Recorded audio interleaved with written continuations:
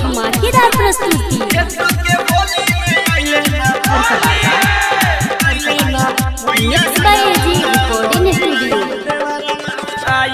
होली भौज के हुना बोली निकला घर से बाहरवा रंग आइल देवरवा।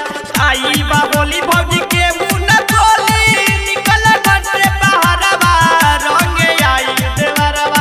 इसो के होली में आइले ना भैया घरवा रंग आइल देवरवा। इसो के होली में आइले ना भैया घरवा रंग आइल देवरवा।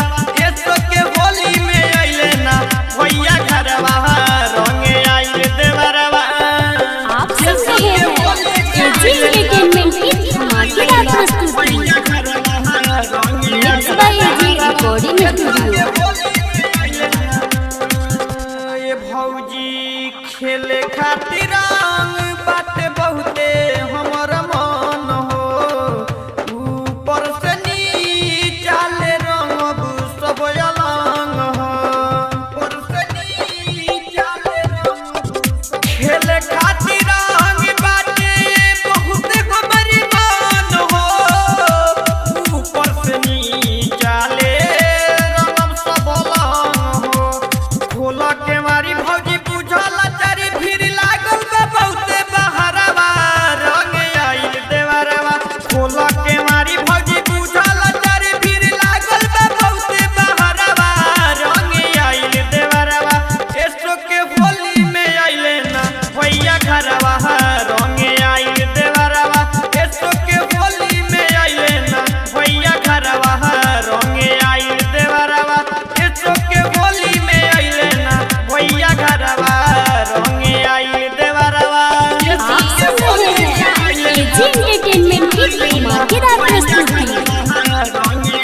Mix by AG recording studio.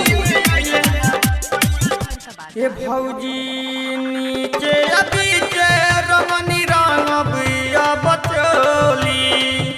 मद हो समन जन संग खेला भौजी होली। मद हो समन जन संग खेला नीचे बीचे रंगनी रंग बिया बचोली।